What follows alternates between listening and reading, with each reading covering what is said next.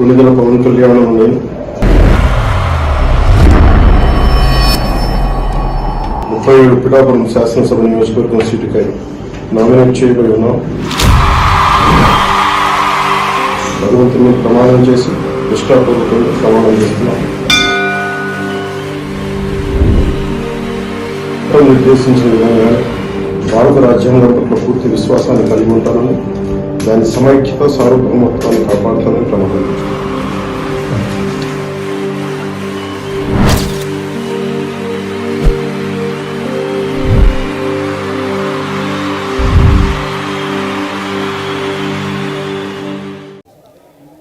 రాష్ట్ర ప్రయోజనాల కోసం తగ్గి త్యాగాలు చేసి తెలుగుదేశం పార్టీ ఇబ్బందులు ఉన్నప్పుడు నిలబడి ముందుకెళ్ళాం.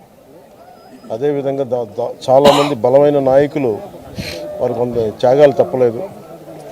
ఆ భాగంలోనే మాకు మండపేట, రామచంద్రాపురం చాలా ఒక 30-40 నియోజకవర్గాలు మా అభ్యర్థులు పెద్దాపురం లాంటి నియోజకవర్గంలో కూడా నేను విత్డ్రా చేయడం జరిగింది. అందరినీ సర్దుకోమని చెప్పాను. దాంట్లో భాగంగానే చాలా బలమైన ప్రజానాయకులు, ప్రజల్లో బలమైన అవగాహన ఉన్న ప్రజా సమస్యల మీద అలాంటి వ్యక్తి వర్మ గారు నా కోసం ఆయన సీట్ని త్యాగం చేశారు. మనస్ఫూర్తిగా వారికి ఈ సందర్భంగా వారికి నా ప్రత్యేక కృతజ్ఞతలు, నమస్కారాలు. ఈ త్యాగం రాష్ట్ర ప్రయోజనాలకే కానీ వ్యక్తిగత ప్రయోజనాలు దాటి చేస్తున్నాం. అది సో మనస్ఫూర్తిగా వారికి కూడా భవిష్యత్తులో ఉన్నత స్థానాలని అధిరోహించాలని దానికి నా కృషి ఉంటుందని కూడా తెలియజేసుకుంటా ఉన్నాను. అలాగే జనసేన కాకినాడ పార్లమెంట్ పరిధిలో పిఠాపురం కూడా దాని తంగెళ్ళ ఉదయ్ శ్రీనివాస్ టీ టైం అధ్యక్షులుగా, మన టీ టైం వ్యవస్థాపకుడిగా పేరుంది. దాదాపు 25,000 మంది పైకి ఆయన ఉద్యోగాలు ఇచ్చారు. సో అలాగే దేశం నలుమూలల ఆయన టీ టైం చూడొచ్చు. కాకినాడ పార్లమెంట్కి వెళ్తే ఖచ్చితంగా అది ఉపాధి అవకాశాలు కానీ, మనకు కావాల్సిన ఓఎన్జీసీ వల్ల జరుగుతున్న కాలుష్యాలు కానీ, ఇవన్నీ చట్టసభ మన పార్లమెంట్లో బలంగా మాట్లాడగలిగే గలం. ఒక్క తెలుగే కాదు, ఆంగ్ల భాషల్లోనూ, హిందీ, తమిళ్లో కూడా నిష్ణాతుడు. అలాంటి వ్యక్తి ఈరోజు నుంచి అభ్యర్థిగా పెడుతున్న కాకినాడ పార్లమెంట్ నియోజకవర్గం నుంచి. ముఖ్యంగా బుర్రా కృష్ణరాజు గారు, భారతీయ జనతా పార్టీ నాయకులు, వారు మనస్ఫూర్తిగా అండగా ఉన్నారు. వారికి ప్రత్యేక కృతజ్ఞతలు తెలియజేసుకుంటాము. మేము ఎన్డీఏ కూటమి తెలుగుదేశం పార్టీ, జనసేన, భారతీయ జనతా పార్టీ అఖండ విజయం సాధించబోతుంది. దానికి తార్కాణ నిదర్శనమే ఈ నామినేషన్ వేసే ప్రక్రియ. అలాగే ఏ మీడియానైతే ఈ ప్రభుత్వం నలిపేసిందో ఆ మీడియాకి మేము అండగా ఉంటాం. మీ కష్టాల్లో మేము పాలు పంచుకుంటాం.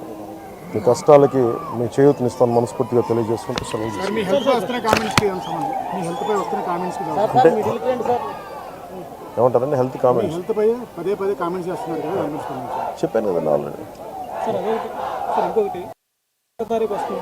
పెన్షనర్లకు సంబంధించి పింఛన్ ఇంటికి పంపుతారా లేదా ఎన్నికల నేపథ్యంలో ప్రభుత్వం రాజకీయం చేసే అవకాశం చెప్తారా? దీనికి మీరు ఏం మెసేజ్? అలా ఇది నిజంగా కనుక చీఫ్ సెక్రటరీ కానీ, పోలీస్ అధికారులు కానీ దీనికి అడ్డంకులు కల్పించకపోతే పెన్షన్ ఇళ్ళకే చేరుద్ది. ఖచ్చితంగా. కాకపోతే దీన్ని వాళ్ళు ప్రభుత్వం ఆపాలనుకుంటే ఇది ఖచ్చితంగా ఈరోజు ఈ 1వ తారీఖు ఇంటికి పెన్షన్లు అందకపోతే దాంట్లో ప్రభుత్వం కుట్ర ఉంది.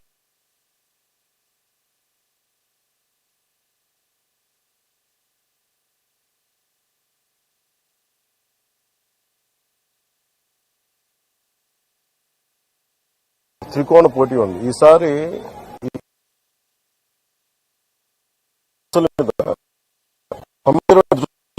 ఇప్పుడు నేను వర్మ గారు విడివిడిగా పోటీ చేయడానికి కలిసి మేము ఉమ్మడిగా ఒక ప్లాట్ఫామ్ సులభం అవుతుంది. అలాగే క్లాష్ ఉండదు. లేదంటే ఏదన్నా సరే ఈ సమస్యను ఇలా సాల్వ్ చేయాలని ఒక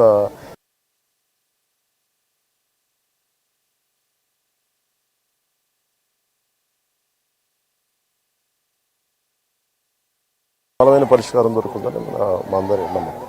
అలాగే చేసి పెడతాం కూడా.